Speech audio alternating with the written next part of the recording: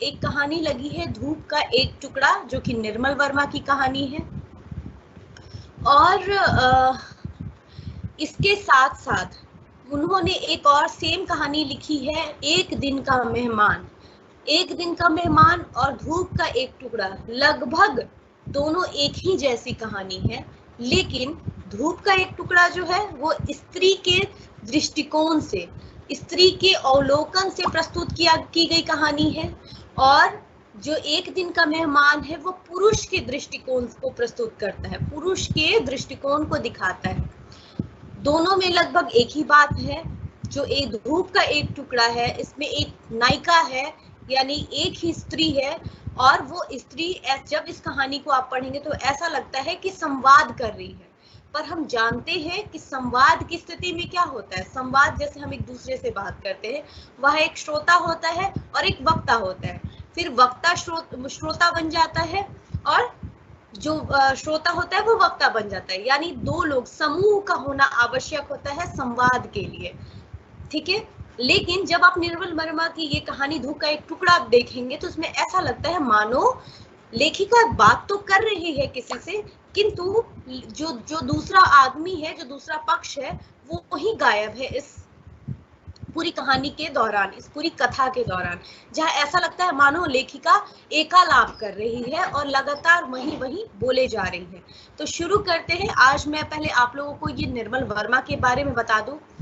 जो आप हिंदी कहानी में जब नई कहानी आंदोलन की शुरुआत हुई, ठीक है, नई कहानी आंदोलन की शुरुआत हुई, तो उसमें कौन कौन से लोग शामिल थे। उनमें शामिल लोगों में महत्वपूर्ण नाम था राजेंद्र यादव का, कमलेश्वर का, मोहन राकेश का। ये तीनों नई कहानी आंदोलन के पुरोधा माने गए, किंतु आचार्य रामचंद्र शुक्ल हैं, उन्होंने निर्मल वर्मा की कहानी परिंदे के माध्यम से, निर्मल वर्मा ने परिंदे नामक कहानी लिखा। उस कहानी को पढ़ने के बाद निर्मल वर्मा को उन्होंने आधुनिक हिंदी जो नई कहानी आंदोलन का सूत्रपात करने वाला पुरोधा माना, निर्मल वर्मा को। ठीक है, तो यहाँ हम निर्मल वर्मा को थोड़ा सा जान जाते हैं, फिर हम कहानी पढ़ते हैं। तो आज है निर्मल वर्मा के बारे में थोड़ा सा देख लीजिए। आपके स्क्रीन पे दिखाई दे रहा होगा कि निर्मल वर्मा की जन्म कब हुई, 3 अप्रैल 1929 को, और मृत्यु कब हुई, 5 अक्टूबर 2005 को। ये कौन है, ये हिंदी के आधुनिक कथाकारों में, हिंदी के जो भी आधुनिक कथाकार हैं, आधुनिक कथाकार कौन है, यानी 20वीं शताब्दी के उत्तरार्ध यानी 1950 के बाद जो नई कहानी आंदोलन 60 के दशक से जो शुरू होती है, उसको उस समय ये निर्मल वर्मा उपस्थित होते हैं, उस दौर के कहानीकार है, कथाकार हैं। तो हिंदी के आधुनिक कथाकारों में एक मूर्धन्य कथाकार और पत्रकार थे, अर्थात इन्होंने कहानी उपन्यासों की रचना के साथ साथ इन्होंने क्या लिखा है, इन्होंने पत्रिकाओं से भी जुड़े रहे हैं, पत्रकार के रूप में भी ये स्थापित होते हैं। दूसरी बात है कि हिंदी कहानी में आधुनिक बोध लाने वाले कहानीकारों में निर्मल वर्मा का अग्रणी स्थान है। यानी जो अभी तक कहानी चली आ रही थी, आपको पता है सबसे पहले जो जब तिलिस्म अयारी से संबंधित कहानियां होती थी, उपन्यास होते थे, उसके बाद प्रेमचंद आते हैं, जिन्होंने कहानी को जीवन के संदर्भों से जोड़कर दिखाया, और उसमें एक स्थिरता, कहानी को स्थिरता और एक उच्च आयाम उन्होंने प्रदान किया। आगे चलकर आधुनिक दौर में कहानी को, और क्या होता है, आधुनिक बोध लाने का अर्थ क्या है, जब जैसे हम कौन से युग में जी रहे हैं, हम आधुनिक युग के हैं। हमारे जीवन में घटित होने वाले, हमारे जीवन से संबंधित विभिन्न समस्याएं, जो विसंगतियां हैं, ये समाज से जुड़ी जो विसंगतियां हैं, उन सारी विसंगतियों को जब कहानी के माध्यम से प्रस्तुत किया जाता है तो वो आधुनिक बोध कहलाता है, यानी आधुनिकता का समावेश कहानी में हो जाना ही आधुनिक बोध है। तो इस तरह के रचना में निर्मल वर्मा अपना एक महत्वपूर्ण स्थान रखते हैं। उन्होंने लिखा तो कम है, परंतु जितना भी लिखा है उतने से ही निर्मल वर्मा की बहुत ज्यादा चर्चा हुई। उन्होंने कहानी की प्रचलित कला में तो संशोधन किया ही, प्रत्यक्ष यथार्थ को भेद कर उसके भीतर पहुंचने का भी प्रयत्न किया है। ऐसा माना जाता है कि अज्ञेय और निर्मल वर्मा, ऐसे कुछ ये अज्ञेय हुए, निर्मल वर्मा हुए और अन्य भी 2-4 लोग, इन लोगों ने क्या हुआ, प्रत्यक्ष अनुभूति को इन्होंने अपने काव्य में स्थान दिया है। प्रत्यक्ष अनुभूति क्या, यानी जो इन्होंने जिया है, जो इन्होंने खुद जिया, जो इन्होंने खुद महसूस किया, उसी को व्यक्त किया।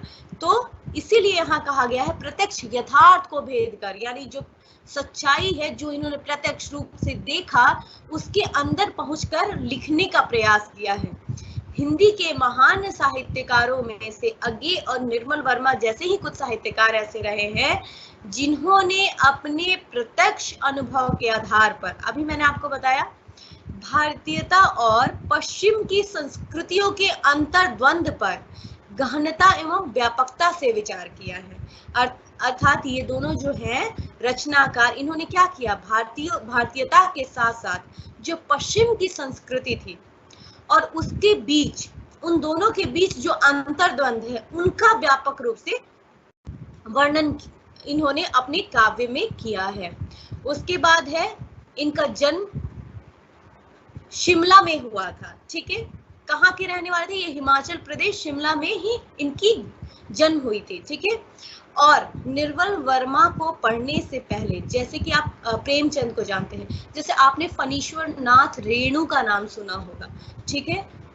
और आपको जैसे कि ये निर्मल वर्मा की जब मैं बात करती हूँ, रेणु कैसे हैं, रेणु आंचलिक कथाकार है, अंचल विशेष के कथाकार, ठीक है। वहीं निर्मल वर्मा कैसे हैं, शहरी जीवन के कथाकार हैं।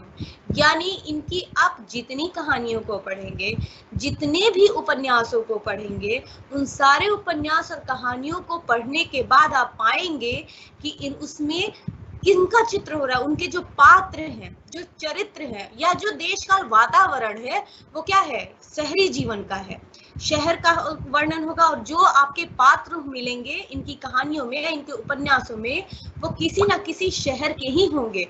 यानी शहरी जीवन के मध्यवर्गीय परिवार की मानसिकता को उजागर करते हैं और अपने काव्य में इन्होंने उसी शहरी जीवन के पात्रों को स्थान दिया है। तो ये कौन हुए, शहरी जीवन के पात्रों का चित्रण करने में माहिर हैं, ठीक है। इनकी एक विशेषता है।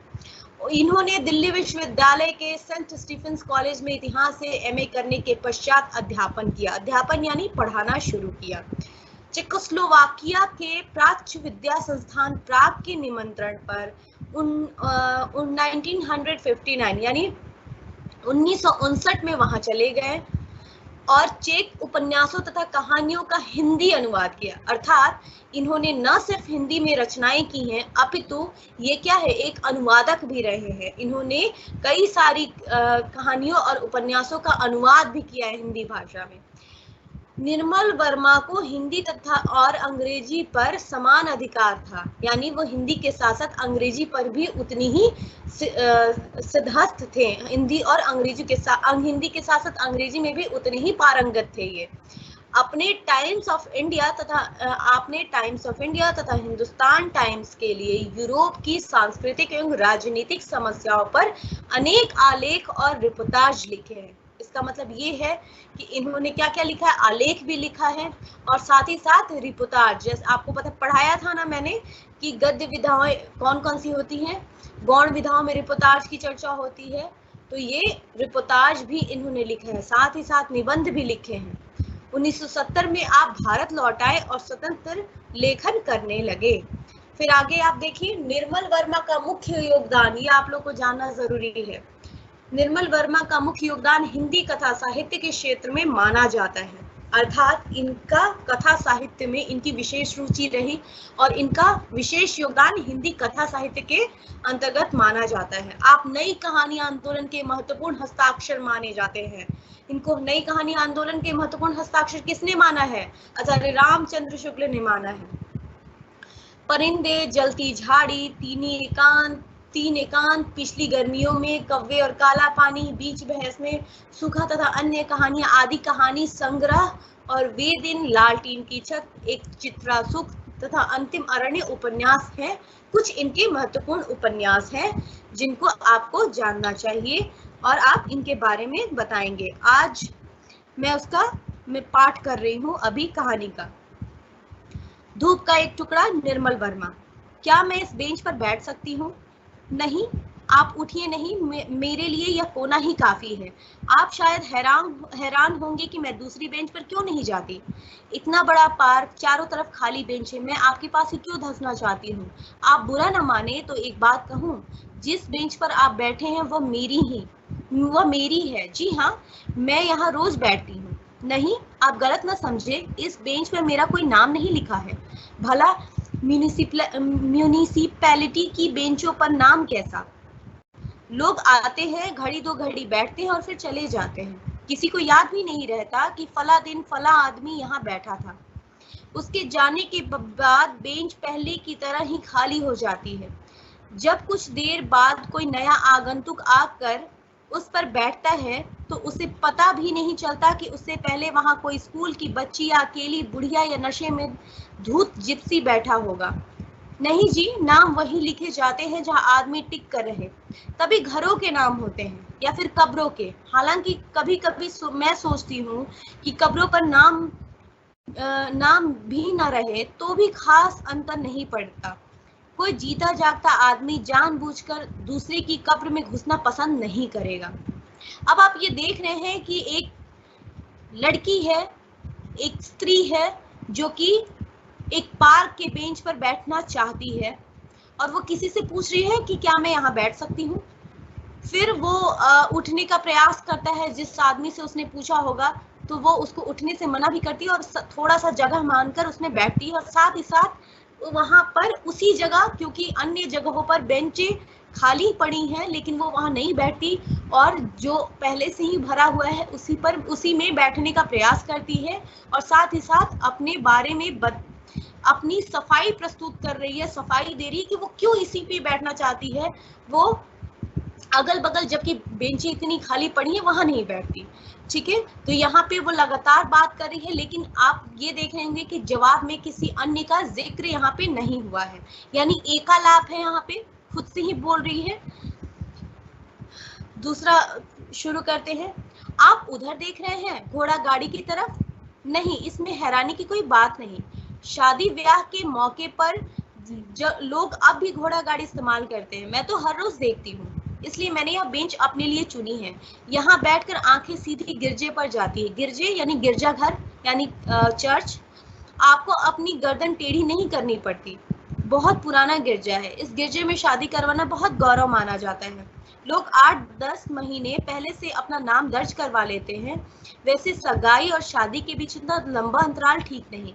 कभी कभी बीच में मन मुटाव हो जाता है और इन विवाह के मुहूर्त पर वर वधू में से कोई भी दिखाई नहीं देता। उन दिनों यह जगह सुनसान पड़ी रहती है, न कोई भीड़, न कोई घोड़ा गाड़ी। भिखारी भी खाली हाथ लौट जाते हैं। ऐसे ही एक दिन मैंने सामने वाली बेंच पर एक लड़की को देखा था। अकेली बैठी थी और सूनी आंखों से गिरजे को देख रही थी। यहाँ आपने देखा, अकेले बैठी थी और सूनी आंखों से गिरजे को देख रही। सूनी आंखें क्यों? यानी वो उदास थी। एक ऐसी लड़की की चर्चा जो अकेले बैठी है, जिसके साथ कोई लोग नहीं है और उसकी आंखें कैसी है? सूनी आंखें। और सूनी आंखें से गिरजे को क्यों देख रही है? क्योंकि आप इसमें जिक्र हुआ है कि वहां पे शादी करवाई जाती है, अर्थात वो जो लड़की है जो सूनी आंखों से देख रही थी, जरूर उसका रिश्ता टूटा था, उसका जो दाम्पत्य जीवन था वो विच्छेद हुआ था। ठीक है, इसलिए उसकी आंखें सूनी थी और वो उसी गिरजे को बार बार देख रही है। अब आगे देखते हैं क्या है। आप सब कहानी खोलेंगे और साथ ही साथ मेरे साथ साथ आप भी पढ़ेंगे। पार्क में यही एक मुश्किल है, इतने खुले में सब अपने अपने में बंद बैठे रहते हैं। आप किसी के पास जाकर सांत्वना के 2 शब्द भी नहीं कह सकते। आप दूसरों को देखते हैं, दूसरे आपको। शायद इससे भी कोई तसल्ली मिलती होगी।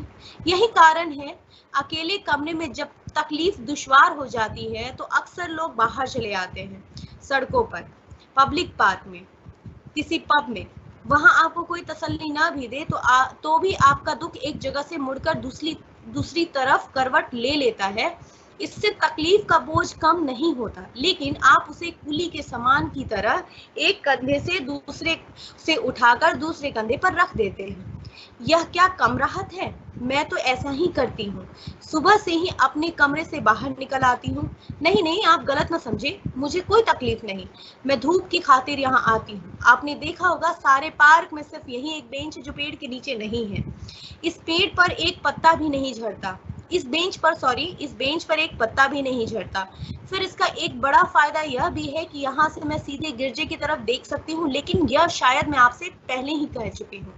अब यहाँ लेखक जो वो स्त्री है जो एकालाप कर रही है, जो अपनी बातें बता रही है और लगातार बोल रही है, उसके बारे में यहाँ पर पता चलता है कि दरअसल वो बेंच पर क्यों निकलती है। यहाँ तकलीफ की बात की गई है, दुश्वारियों की बात की गई है। आप अक्सर शहर में रहते हुए, लोगों के साथ रहते हुए भी जब हम अजनबीपन का हमारे अंदर भाव भर जाता है, जब हम अकेले रहते हैं, मानो कई बार ऐसा होता है कि संबंधों को जीते हुए भी हमारे अंदर अजनबियत की भावना भर जाती है। हम साथ तो रहते हैं किंतु अपने ही अंदर अकेले रहते हैं। मानो अपनी भावनाओं को दूसरों के साथ हम जब शेयर नहीं करते, ऐसा लगता है मानो हम पर क्या है, अकेला हावी हो रहा है। तो उसी अजनबीपन की, उसी अकेलेपन की लेखक यहाँ पर क्या बात बता रहा है। ये जो लड़की है ये भी अकेली है। ये इसने क्या किसकी बात की? दुख की बात की, तकलीफ की बात की, कि जब आप अकेले रहते हैं, यानी वो यहाँ पे जो नायिका है, जो स्त्री है, जो लड़की है यहाँ पे जिसकी चर्चा हो रही है, अभी ये क्लियर नहीं हुआ है कि उसकी शादी हुई है या नहीं हुई है, लेकिन इतना जरूर इन पंक्तियों से ये पता चल गया है कि वो अकेली है और अकेलेपन की शिकार है। अपने घर में नहीं रहती, क्योंकि जब जब उस पर ये चीजें हावी होती हैं, वो अकेलापन हावी होता है, तो कहाँ निकल जाती है? वो पार्क में आ जाती है। इसलिए कहती है कि मैं सुबह सुबह पार्क में आ जाती हूँ। लेकिन क्योंकि वो किसी और से बता रही है, वो दूसरा व्यक्ति है, इसलिए उसको अपने आप को वो ढकती भी है कि नहीं नहीं, आप गलत मत सोचिए, मुझे ऐसा किसी भी तरह का कोई तकलीफ नहीं है। लेकिन इसकी बातों से स्पष्ट होता है क्या, कि वो अकेली है।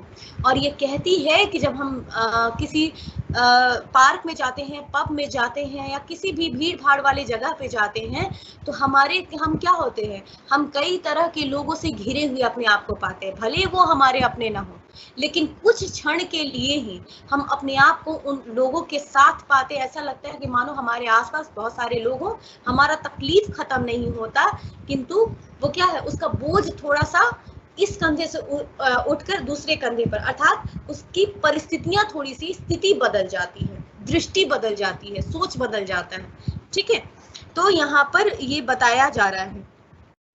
अब ये जो धूप की बात उसने की है, ये बेंच कैसा है? ये एक ऐसा बेंच है जिस सिर्फ यही पार्क का एक अकेला बेंच है जिस पे पेड़ के पत्ते नहीं आते, अर्थात वो उसके आसपास कोई पेड़ नहीं है। बाकी जो बेंच है उसके आसपास पेड़ है, लेकिन इस बेंच के आसपास कोई पेड़ नहीं है। इस पर सीधे सीधे धूप आती है। धूप किस चीज का प्रतीक है? धूप अस्तित्व का प्रतीक है।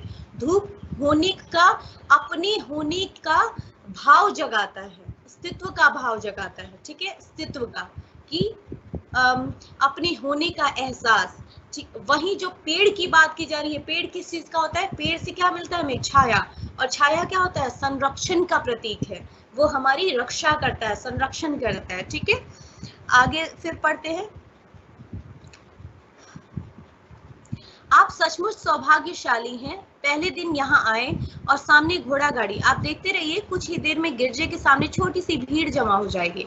उनमें से ज्यादातर लोग ऐसे होते हैं जो न वर को जानते हैं न वधु को, लेकिन एक झलक पाने के लिए घंटों बाहर खड़े रहते हैं। आपके बारे में मुझे मालूम नहीं, लेकिन कुछ चीजों को देखने की उत्सुकता जीवन भर खत्म नहीं होती। आप देखिए, आप इस पेरम्बुलेटर के आगे बैठे थे। पहली इच्छा यह हुई कि झांककर भीतर देखूं, जैसे आपका बच्चा औरों से अलग होगा। अलग होता नहीं, इस उम्र में सारे बच्चे एक जैसे होते हैं, मुंह में चूसनी दबाए लेटे रहते हैं। फिर भी जब मैं किसी पेरम्बुलेटर के सामने से गुजरती हूँ तो एक बार भीतर झांकने की जबरदस्त इच्छा होती है। मुझे यह सोचकर काफी हैरानी होती है कि जो चीज हमेशा एक जैसी रहती है उनसे उबने के बजाय आदमी उससे ज्यादा उन्हीं को देखना चाहता है। जैसे प्रेम में लेटे बच्चे या नवविवाहित जोड़ी की घोड़ा गाड़ी या मुर्दों की अर्थी। आपने देखा होगा ऐसी चीजों के इर्द गिर्द हमेशा भीड़ जमा हो जाती है। अपना बस हो या ना हो, पांव खुद ब खुद उनके पास खींचे चले आते हैं। मुझे कभी कभी यह सोचकर बड़ा अचरज होता है कि जो चीजें हमें अपनी जिंदगी को पकड़ने में मदद देती हैं वे चीजें हमारी पकड़ के बाहर हैं। हम ना उनके बारे में कुछ सोच सकते हैं ना किसी दूसरे को बता सकते हैं। मैं आपसे पूछती हूँ, क्या आप अपनी जन्म की घड़ी के बारे में कुछ याद कर सकते हैं, या अपनी मौत के बारे में किसी को कुछ बता सकते हैं, या अपने विवाह के अनुभव को हुबहू अपने भीतर दोहरा सकते हैं? आप हंस रहे हैं? नहीं, मेरा मतलब कुछ और था।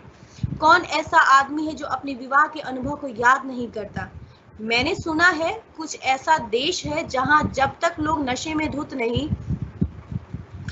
नहीं हो जाते तब तक विवाह करने का फैसला नहीं लेते और बाद में उन्हें उसके बारे में कुछ याद नहीं रहता। नहीं जी, मेरा मतलब यह अनुभव से नहीं था। मेरा मतलब था, क्या आप उस क्षण को याद कर सकते हैं जब आप एकाएक यह फैसला कर लेते हैं कि आप अलग न रहकर किसी दूसरे के साथ रहेंगे जिंदगी भर? मेरा मतलब है यह क्या आप सही सही उस बिंदु पर उंगली रख सकते हैं जब आप अपने भीतर के अकेलेपन को थोड़ा सा सरकाकर किसी दूसरे को वहां आने देते हैं? जी हाँ, उसी तरह जैसे कुछ देर पहले आपने थोड़ा सा सरक कर मुझे बेंच पर आने दिया था और अब मैं आपसे ऐसे बातें कर रही हूँ मानो आपको बरसों से जानती हूँ। यहाँ पर आपने दो तीन चीजें देखी होंगी, जन्म की बात, मृत्यु की बात, विवाह की बात। ये सारी क्या है? ये दरअसल जो यहाँ पे जिस नायिका की बात हो रही है, जिस स्त्री की बात हो रही है, उसका क्या है? संबंध विच्छेद हो चुका है। विवाहोपरांत उसका संबंध विच्छेद हो चुका है और वो अकेलेपन से त्रस्त है, लेकिन वो उस अकेलेपन को अपना नहीं पा रही, वो उसकी आदी नहीं है, इसलिए वो कहीं ज्यादा परेशान है। वो आज भी इस चीज को स्वीकार नहीं कर पा रही कि उसका संबंध विच्छेद हो चुका है और उसको अब इसी तरीके का जीवन व्यतीत करना है, अकेलेपन। और जो पेरम्बुलेटर, जो जिस बच्चे की बात की है, तो निर्मल वर्मा की ये बहुत बड़ी खासियत है।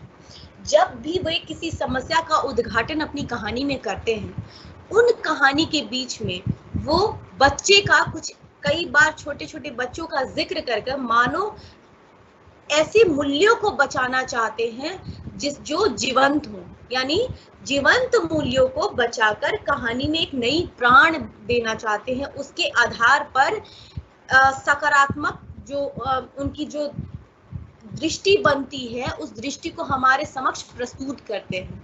तो बच्चे के माध्यम से उन्होंने नई मूल्यों को, जीवन मूल्यों को दर्शाने का प्रयास किया है। और आप देख रहे होंगे कि ये आपको स्टोरी भी अजीब लग रही होगी, सिर्फ खुद ही खुद बोले जा रही है। दरअसल शहरी जीवन में रहते हुए आपने आज आधुनिक समय की ये मांग ही हो गई है। आधुनिक समय के इस दौर में आप अधिकतर ऐसे लोगों को देखे होंगे जो ऊपर से तो बहुत खुश दिखाई देते हैं, किंतु भीतर ही भीतर वो खोखले होते जा रहे हैं, वो भीतर से खुश नहीं होते। मानो सारी सुख सुविधाओं की चीजें, जितनी भी सुख सुविधाएं हैं की चीजें बनी हुई हैं, जितनी भी भौतिकवादी सुख सुविधाओं की चीजें हैं, उन सुख सुविधाओं को जीते हुए भी कहीं ना कहीं से वो अपूर्ण है, पूर्णता नहीं है उनके अंदर। वे खोखले हैं, उनके अंदर किसी न किसी चीज की कमी उन्हें निरंतर कचोटती रहती है। क्यों? क्योंकि सब एक दूसरे के, सब अर्थ के पीछे, अर्थ क्या है? पैसा, अर्थ के पीछे भागे जा रहे हैं। आधुनिक युग में क्या हो रहा है? संबंधों का ह्रास हो रहा है। मानवीय संबंध जो कभी विकसित होने चाहिए, क्या हो रहा है? मानवीय संबंधों का ह्रास हो रहा है। लोग एक दूसरे को छलते जा रहे हैं, निरंतर आगे बढ़ने की प्रवृत्ति। इन प्रवृत्तियों के वजह से आज लोगों के पास एक दूसरे के साथ बिताने का वक्त नहीं है। और इन सारे मन स्थितियों, इन सारी जो परिस्थितियां हैं, इन सारी परिस्थितियों का जांच पड़ताल कौन करता है? निर्मल वर्मा कर रहे हैं। ठीक इस लड़की के माध्यम से उसके मन में चलने वाले जो उथल पुथल है, जो उसके जिस उधेड़ बुन से वो गुजर रही है उसकी स्थितियों का बड़ा ही यथार्थ चित्रण उन्होंने इस कहानी में किया है। अब आगे पढ़ते हैं। लीजिए, अब 2-4 सिपाही भी गिरजे के सामने खड़े हो गए। अगर इसी तरह भीड़ जमा होती गई तो जाने आने का रास्ता भी रुक जाएगा। आज तो खैर धूप निकली है, लेकिन सर्दी के दिनों में भी लोग ठिठुरते हुए खड़े रहते हैं। मैं तो बरसों से यह देखती आ रही हूँ। कभी कभी तो यह भ्रम होता है कि 15 साल पहले मेरे विवाह के मौके पर जो लोग जमा हुए थे वही लोग आज भी हैं। वही घोड़ा गाड़ी, वही इधर उधर घूमते हुए सिपाही, जैसे इन दौरान कुछ भी ना बदला हो। जी हाँ, मेरा विवाह भी इसी गिरजे में हुआ था। अब आपको पता चल गया कि ये स्त्री जो है वो विवाहिता है।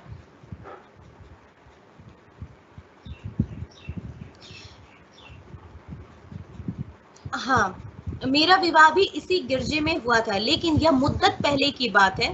तब सड़क इतनी चौड़ी नहीं थी कि घोड़ा गाड़ी सीधे गिरजे के दरवाजे पर आकर ठहर सके। हमें उसे गली के पिछवाड़े रोक देना पड़ा था और मैं अपने पिता के साथ पैदल चलकर यहाँ आई थी।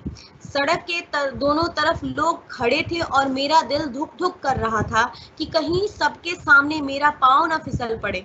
पता नहीं वे लोग अब कहाँ होंगे जो उस रोज भीड़ में खड़े मुझे देख रहे थे।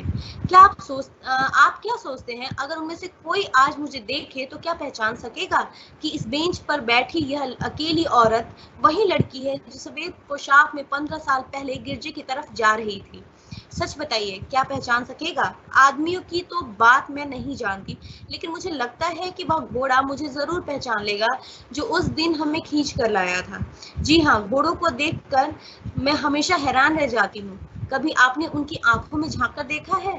लगता है जैसे वे किसी बहुत ही आत्मीय चीज से अलग हो गए हैं, लेकिन अभी तक अपने अलगाव के आदि नहीं हो सके हैं। इसलिए वे आदमियों की दुनिया में सबसे अधिक उदास रहते हैं। किसी चीज का आदि न हो पाना इससे बड़ा कोई दुर्भाग्य नहीं।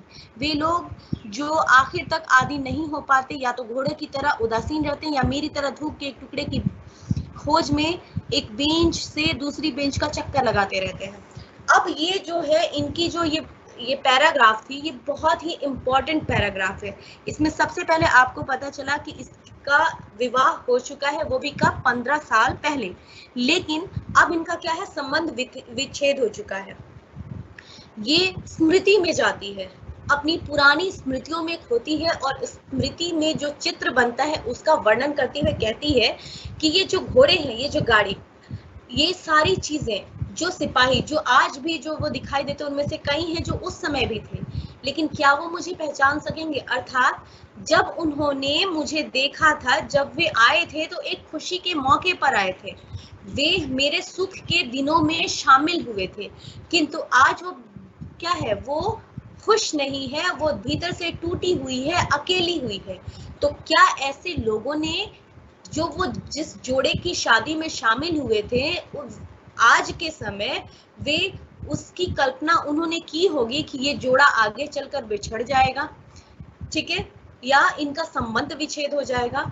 फिर वो आगे कहती है कि भले ये ना पहचाने, किंतु वो घोड़ा जरूर पहचान लेगा और घोड़े के माध्यम से वे अपनी ही बातों को स्पष्ट करना चाहती है, या फिर उन समस्त शहरी लोगों की मानसिकता को या उनके पीड़ाओं को, उनके कष्ट को, उनके भीतर के उधेड़बुन को, उनकी मनस्थितियों को प्रकट करना चाहती हैं जो अकेले हैं।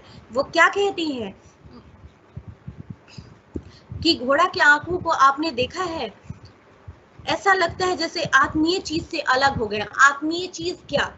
अर्थात वे किसी अपने सगे, अपने संबंधी, अपने आत्मीय लोग, यानी वो घोड़े के बारे में बात नहीं हो रही है, उन समस्त लोगों की बात हो रही है जो अपने आत्मीय जनों से दूर हो चुके हैं, ठीक है, क्योंकि यहाँ जो लड़की है वे भी अपने पति या अपनी आत्मीय जन से दूर है, अकेली है, एकांत जिंदगी व्यतीत कर रही है, ठीक है।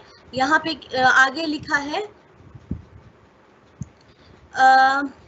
लेकिन अभी तक अपने अलगाव के आदी नहीं हो सके हैं। और इसको क्या है, वो लड़की सबसे बड़ी विडंबना, सबसे बड़ा दुख का कारण मानती है कि अलग तो हो गए हैं, आत्मीय लोगों से अलग तो हो गए, किंतु उसके आदी ना हो पाना। आप पता नहीं, जैसे कि वो काफी दिन पहले उसके दाम्पत्य जीवन का विच्छेद हो गया, किंतु आज तक वे इस सत्य को स्वीकार नहीं पा रही कि उसका संबंध विच्छेद हो गया है। और वे आज भी, क्योंकि अगर वो स्वीकार लेगी तो वो अपने आगे की जिंदगी को बड़ी ही कुशलता से और बड़ी ही सहजता के साथ व्यतीत करेगी, किंतु वो उसकी आदि ही नहीं पा रही है। मानो वो उस समय से, उन रिश्तों से, उन प्रेम से, उस प्रेम को भुला नहीं पा रही, उस रिश्तों से निकल नहीं पा रही, उबर नहीं पा रही, और उसकी आदि नहीं हो पा रही। और ये आदि न हो पाना उसको भीतर ही भीतर सालता रहता है, जिसके कारण वो अपने आप को नितांत अकेली महसूस करती है। और वो अपने घर से, क्योंकि एकांत है, उसके आसपास लोग नहीं हैं, वो परेशान होती है। पड़ोसी तो है लेकिन उसके आत्मीय जन नहीं है, इसलिए वो जब जब उसको भीतर उसको पीड़ा होती है, जब जब वो ऐसा उस पर अकेलापन हावी होता है, तब तक वो घर से बाहर निकल जाती है, इसी बेंच पर निकल जाती है। ठीक क्या कहती है, मानो मेरी तरह। या तो वैसे लोग होते हैं जो घोड़े की तरह उदासीन होते हैं, मतलब उनकी आंखें हमेशा कैसी रहती है, सुनी रहती है, वे अपने उसके शिकार नहीं होते, अपनी आदि को अपना नहीं पाते। या फिर मेरी तरह होते जो एक धूप का टुकड़ा खोजने के लिए एक बेंच से दूसरे बेंच का चक्कर लगाते हैं। धूप का टुकड़ा क्या है, अस्तित्व। यानी यहाँ जो लड़की है वो क्या कर रही है, एक बेंच से दूसरे बेंच तक धूप का टुकड़ा खोज रही है, अपने अस्तित्व को खोज रही है, अपनी पहचान को खोज रही है, स्वयं को खोज रही है।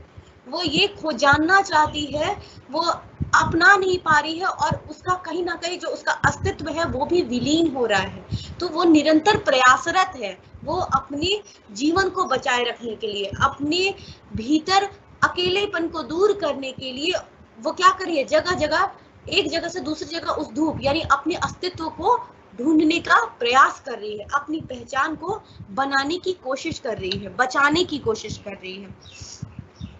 आगे है, क्या कहा आपने? नहीं, आपने शायद मुझे गलत समझ लिया। मेरे कोई बच्चा नहीं, यह मेरा सौभाग्य है। बच्चा होता तो शायद मैं कभी अलग नहीं हो पाती। आपने देखा होगा, आदमी और औरत में प्यार न भी रहे तो भी बच्चे की खातिर एक दूसरे के साथ जुड़े रहते हैं। मेरे साथ कभी ऐसी रुकावट नहीं रही, इस लिहाज से मैं बहुत सुखी हूँ। अगर सुख का मतलब है कि हम अपने अकेलेपन को खुद चुन सके, लेकिन चुनना एक बात है, आदी हो सकना बिल्कुल दूसरी बात। जब शाम को धूप मिटने लगती है तो मैं अपने कमरे में चली जाती हूँ, लेकिन जाने से पहले कुछ देर उस पब में जरूर बैठती हूँ जहाँ वह मेरी प्रतीक्षा करता था। जानते हैं उस पब का नाम? बोनापार्ट। जी हाँ, कहते हैं जब नेपोलियन पहली बार इस शहर में आया तो उस पब में बैठा था, लेकिन उन दिनों मुझे इसका कुछ पता नहीं था। जब पहली बार उसने मुझसे कहा कि हम बोनापार्ट के सामने मिलेंगे तो मैं सारी शाम शहर के दूसरे सिरे पर खड़ी रही जहाँ नेपोलियन घोड़े पर बैठा है। आपने कभी अपनी पहली डेट इस तरह गुजारी है कि आप सारी शाम पब के सामने खड़े रहें और आपकी मंगेतर पब्लिक स्टैच्यू के नीचे? बाद में जो उसका शौक था वह मेरी आदत बन गई। हम दोनों हर शाम कभी उस जगह जाते जहां मुझे मिलने से पहले वह बैठता था, या उस शहर के उन इलाकों में घूमने निकल जाते जहां मैंने बचपन गुजारा था। यह आपको कुछ अजीब नहीं लगता? लेकिन जब हम किसी व्यक्ति को बहुत चाहने लगते हैं तो न केवल वर्तमान में उसके साथ रहना चाहते हैं बल्कि उसके अतीत को भी निगलना चाहते हैं। जब वह हमारे साथ नहीं था, हम इतने लालची और ईर्ष्यालु हो जाते हैं कि हमें यह सोचना भी असहनीय लगता है कि कभी ऐसा समय रहा होगा जब वह हमारे बगैर जीता था, प्यार करता था, सोता जागता था। फिर अगर कुछ साल उसी एक आदमी के साथ गुजार दे तो यह कहना भी असंभव हो जाता है कि कौन सी आदत आपकी अपनी है, कौन सी आपने दूसरे से चुराई है। जी हाँ, ताश के पत्ते की तरह वे इस तरह अपने आप में घुल मिल जाती हैं कि आप किसी एक पत्ते को उठाकर नहीं कह सकते कि यह पत्ता मेरा और वह पत्ता उसका। यहाँ प्रेम की बात कि यहाँ पे वो ये बता रही है सब, क्योंकि उसने पैरम्बुलेटर को देखा है, वो देख के अब खुद ही बताती है कि इस बच्चे को देखने का अर्थ ये नहीं है कि मेरे पास बच्चा है। अगर वो साथ ही साथ ये कहती है कि शायद आज मेरा बच्चा होता तो हम अलग ही ना हो पाते, क्योंकि कई बार ऐसा होता है कि पति पत्नी के बीच में प्रेम ना भी रहे तो भी बच्चे के कारण उन दोनों का आपस में संबंध बचा रहता है। अर्थात बच्चा क्या है, जोड़ने वाली, स्त्री और पुरुष को जोड़ने वाली कड़ी के रूप में उभर कर आया है, किंतु इसके जीवन में उसका भी अभाव रहा और इसलिए जो इसका संबंध था वो बहुत ही आसानी से टूट गया। फिर वो स्मृतियों में जाती है और अपने उन दिनों को याद करती है जब वो बहुत खुश हुआ करती थी, जब उसके जीवन में वो अच्छे पल थे, जब उसके साथ उसका आत्मीय जन था। और वो अपने अनुभव को बताते हुए कहती है कि किस प्रकार वो पहली डेट की बात करती है कि वो बाहर, पब के बाहर स्टैच्यू के नीचे खड़ी रही और वो पब के अंदर खड़ा रहा।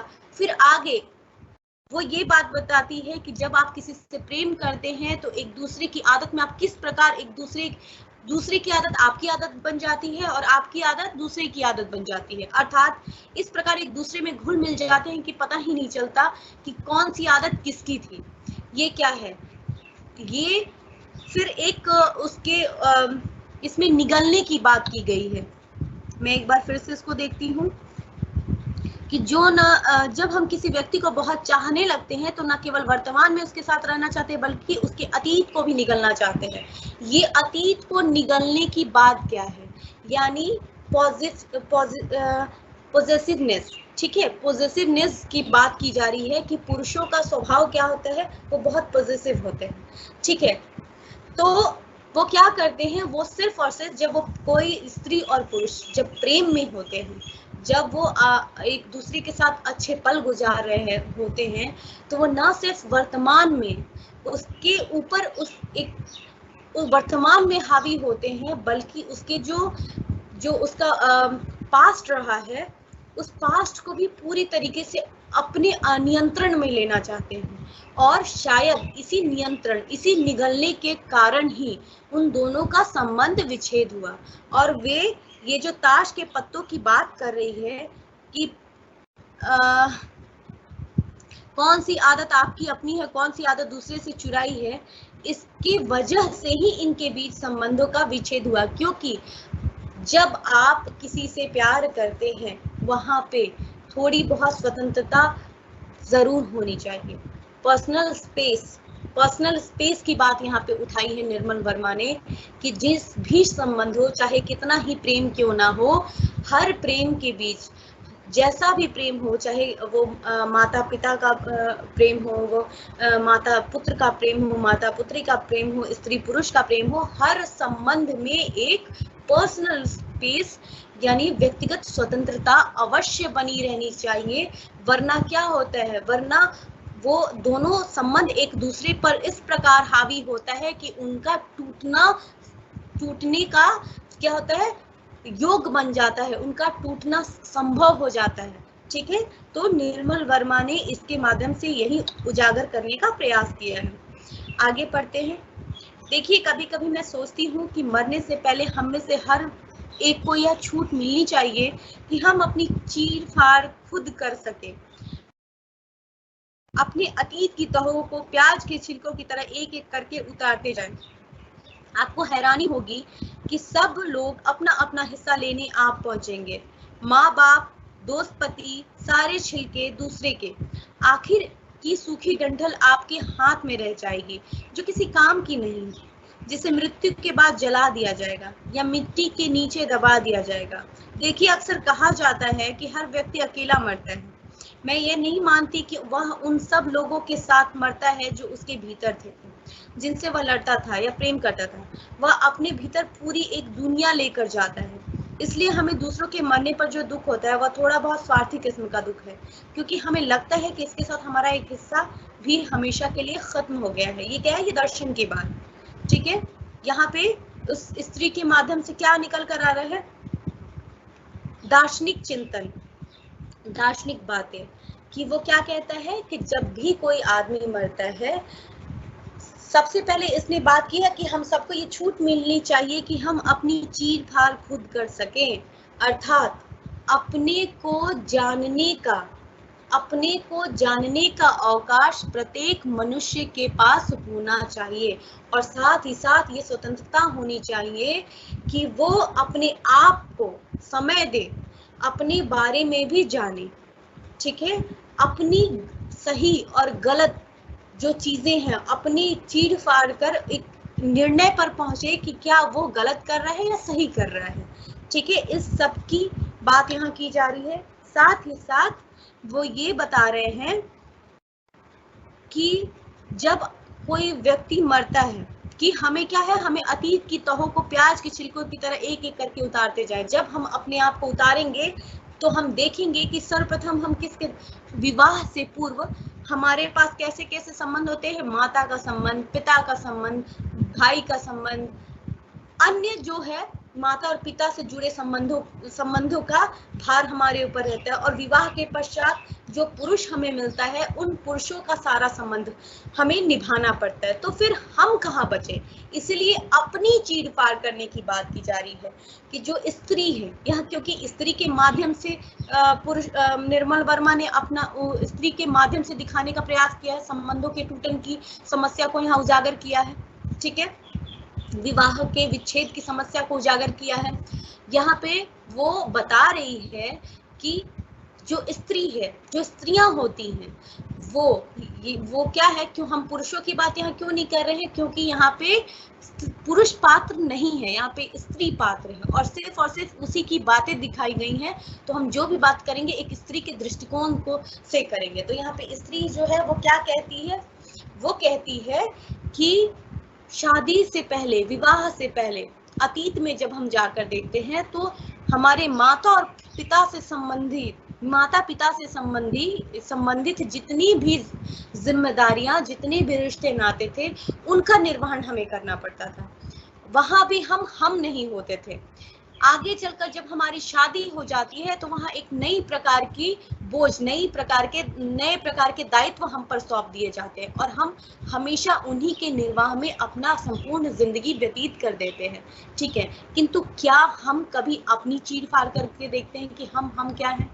जब मृत्यु होती है या जब कोई भी चीज, कुछ भी ऐसा होता है, तो मानो कि आप जितने हमें कुरेदते जाएंगे, आप मुझसे जितनी भी छिलके उतारते जाएंगे, तो कभी किसी रिश्ते का, कभी किसी रिश्ते का, कभी किसी रिश्ते का निकलेगा, क्योंकि आपने अपने को कभी समय नहीं दिया, अपने विषय में कभी नहीं सोचा, कभी अपने आप को स्वतंत्रता नहीं दी, अपने लिए कभी सोचा ही नहीं। इसलिए जब आप अंत समय में ये पाएंगे, अपने आप को जब देखेंगे, तो ऐसा लगेगा मानो आपका कोई अस्तित्व नहीं है। इसीलिए वो जो नायिका है वो क्या करती है, एक बेंच से दूसरी बेंच पर जाती है, किस लिए? धूप के एक टुकड़े की तलाश के लिए। वो क्या है? धूप का एक टुकड़ा, एक अस्तित्व की खोज। धूप यहाँ अस्तित्व के रूप में दिखाया गया है, तो अपनी एक पहचान की तलाश कर रही है, अपनी तलाश कर रही है, अपने होने के भाव को जानना चाहती है, समझना चाहती है।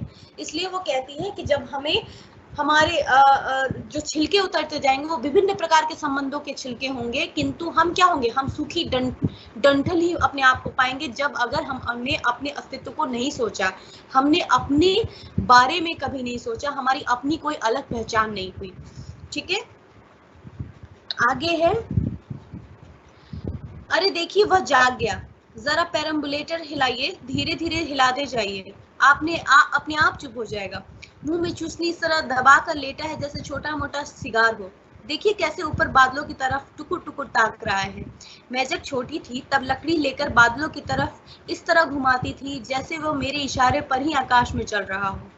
आप क्या सोचते हैं, बच्चे इस उम्र में जो कुछ देखते हैं या सुनते हैं वह क्या बाद में उन्हें याद रहता है? रहता जरूर होगा, कोई आवाज, कोई झलक या कोई आहट, जिससे बड़े होकर हर उम्र में जाले में खो देते हैं। लेकिन किसी अनजाने मौके पर जरा सा इशारा पाते ही हमें लगता है कि इस आवाज को कहीं हमने सुना है, यह घटना या ऐसी कोई भी घटना पहले कभी हुई है, और फिर उसके साथ बहुत सी चीजें अपने आप खुलने लगती हैं जो हमारे भीतर अरसे से जमा थी, लेकिन रोजमर्रा की दौड़ धूप में जिनकी एक तरफ हमारा ध्यान नहीं जाता, लेकिन वे वहां हैं, घात लगाए कोने में खड़ी रहती हैं मौके की तलाश में, और फिर किसी घड़ी सड़क पर चलते हुए या ट्राम की प्रतीक्षा करते हुए या रात को सोने और जागने के बीच वो अचानक आपको पकड़ लेती हैं, और तब आप कितना ही हाथ पांव क्यों न मारे, कितना ही क्यों न छटपटाए, वे आपको नहीं छोड़ती। मेरे साथ एक रात ऐसा ही हुआ था।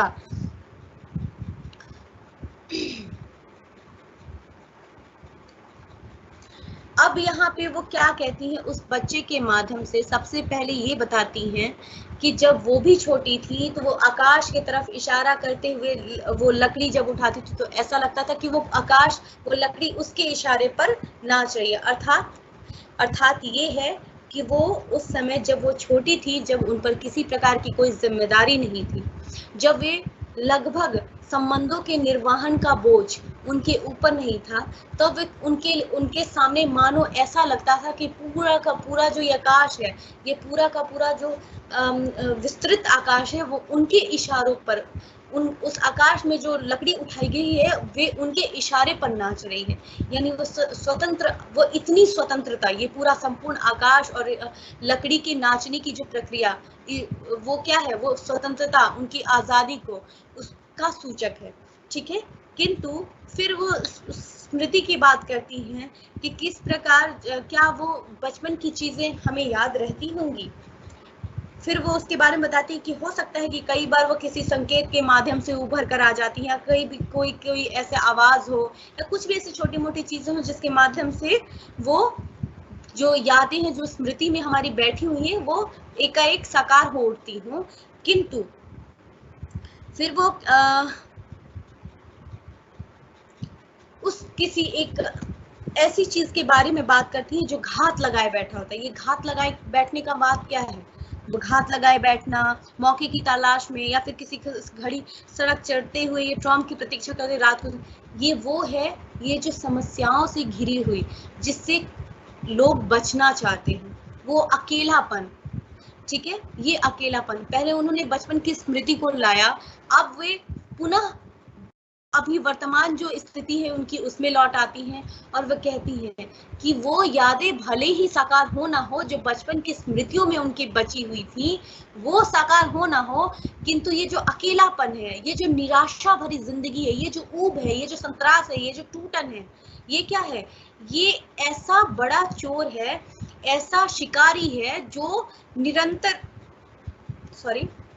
घात लगाए बैठे रहता है अब आक्रमण करने के लिए, अपने गिरफ्त में लेने के लिए। ठीक है, तो वो भले ही आपको बचपन की जो अच्छी स्मृतियां हैं उसके उजागर होने में, उसके साकार होने में थोड़ा सा समय लगे, किंतु ये जो चीजें हैं, जो नकारात्मक परिस्थिति, जो नकारात्मकता है, वो तुरंत हम पर हावी हो जाता है। इसको हावी होने में एक मात्र भी तनिक या क्षण भर की भी देरी नहीं लगती। फिर वो कहती है, हम दोनों सो रहे थे। अब वो अपनी स्टोरी बताती है कि मेरे साथ एक रात ऐसा ही हुआ था। क्या हुआ था उसके बारे में बता रही हूँ। हम दोनों सो रहे थे तब मुझे एक अजीब सा खटका सुनाई दिया, बिल्कुल वैसे ही जैसे बचपन में मैं अपने अकेले कमरे में हड़बड़ा कर जाग उठती थी और सहसा यह भ्रम होता था कि दूसरे कमरे में माँ और बाबू नहीं है, और मुझे लगता था कि अब मैं उन्हें कभी देख नहीं सकूंगी, और तब मैं चीखने लगती थी। लेकिन उस रात मैं चीखी चिल्लाई नहीं। मैं बिस्तर से उठकर देहरी तक आई, दरवाजा खोला और बाहर झांका। बाहर कोई न था। वापस लौटकर उसकी तरफ देखा। उस दीवार की तरफ मुंह मोड़कर सो रहा था। वह दीवार की तरफ मुंह मोड़कर सो रहा था जैसे वह हर रात सोता था। उसे कुछ भी सुनाई नहीं दिया था। तब मुझे पता चला कि वह खटका कहीं बाहर नहीं, मेरे भीतर हुआ था। नहीं, मेरे भीतर नहीं, अंधेरे में एक चमगादड़ की तरह वह मुझे छूता हुआ निकल गया था, न बाहर न भीतर, फिर भी चारों तरफ फड़फड़ाता हुआ। मैं पलंग पर आकर बैठ गई जहां वह लेटा था, और धीरे धीरे उसकी देह को छूने लगी। उसकी देह के उन सब कोनों को छूने लगी जो एक जमाने में मुझे तसल्ली देते थे। मुझे यह अजीब सा लगा कि मैं उसे छू रही हूँ और मेरे हाथ खाली के खाली वापस लौट आते हैं। बरसों पहले की गूंज जो उसके अंगों से निकलकर मेरी आत्मा में बस जाती थी, अब कहीं न थी। मैं उसी तरह उसकी देह को टोह रही थी। और जैसे कुछ लोग पुराने खंडहरों पर अपने नाम खोजते हैं जो मुद्दत पहले उन्होंने दीवारों पर लिखे थे, लेकिन मेरा नाम वहां कहीं न था।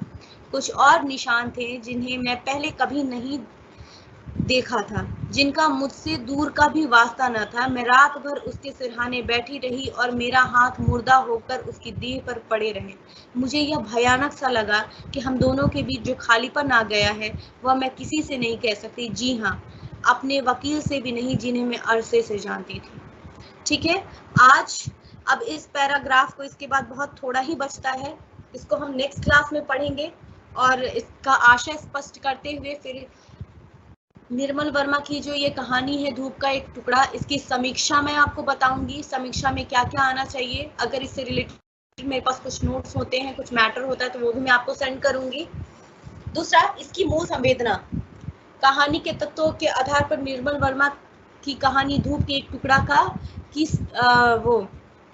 धूप के एक टुकड़ा की समीक्षा, ये भी समीक्षा भी, मूल संवेदना भी, तत्वों के आधार पर कहानी का मूल्यांकन भी, और साथ ही साथ आप पात्र यानी जो ये स्त्री है इसका चरित्र चित्रण, ये सारी चीजों को आप पढ़ेंगे क्योंकि ये आपके एग्जाम के लिए इंपॉर्टेंट क्वेश्चंस है। ठीक है।